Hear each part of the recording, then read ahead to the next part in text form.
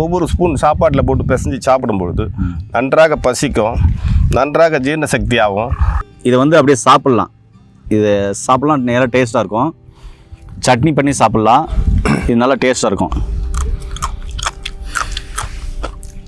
கள்ளிமுள்ளியான் மூலிகை, அதாவது அஜீரண சம்பந்தமான பிரச்சனை, வயிறு சார்ந்த பிரச்சனை, நல்லா பசி எடுக்கிறதுக்கு, சுவை வர்றதுக்கு ஒரு அற்புதமான மூலிகை.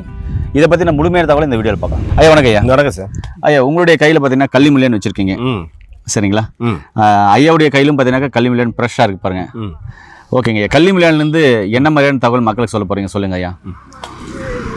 நண்பர்களே பார்த்தீங்கன்னா கள்ளிமுள்ளியான் இதை வந்து அப்படியே சாப்பிட்லாம். இது சாப்பிட்லாம், நேராக டேஸ்ட்டாக இருக்கும். சட்னி பண்ணி சாப்பிட்லாம், இது நல்லா டேஸ்ட்டாக இருக்கும்.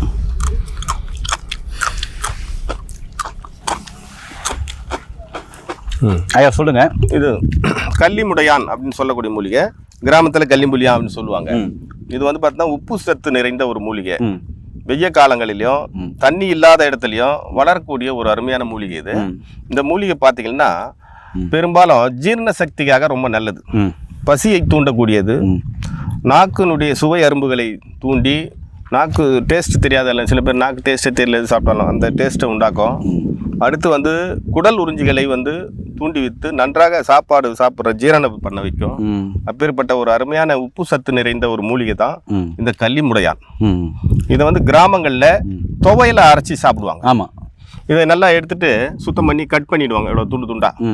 வானலில் கொஞ்சம் எண்ணெய் விட்டு நல்லா வதக்கிட்டு இதனுடன் இஞ்சி, பூண்டு, புளி, கறிவேப்பிலை, கொஞ்சம் உப்பு, இது போல் இன்னும் அவங்களுக்கு தேவையான டேஸ்ட்டுக்கு என்ன தேவையோ அதையும் கூட சேர்த்துக்கலாம். அப்படி சேர்த்து வச்சு நன்றாக அம்மியிலையோ இல்லை மிக்சியிலையோ போட்டு அரைச்சி இதை வச்சுக்கிட்டு தாளித்து வச்சுக்கிட்டோம்னா ஒரு 10 நாளைக்கு கூட வரும். அதை ஒவ்வொரு ஸ்பூன் சாப்பாட்டில் போட்டு பிசைஞ்சு சாப்பிடும்பொழுது நன்றாக பசிக்கும், நன்றாக ஜீரண சக்தியாகும். இது போன்ற பிரச்சனைகள் அல்சர் உள்ளவங்கள்லாம் சாப்பிட்லாம். ரொம்ப அருமையான மூலிகை. இப்போ சாப்பிட்டு காமிங்க ஐயா, நீங்கள் 2 பேருமே சாப்பிட்டு காமிங்க. 2 பேருமே சாப்பிட்றாங்க, நீங்கள் பாருங்கள் அது எப்படி டேஸ்ட்டில் இருக்குன்னு நம்ம அவங்கக்கிட்ட கேட்கலாம்.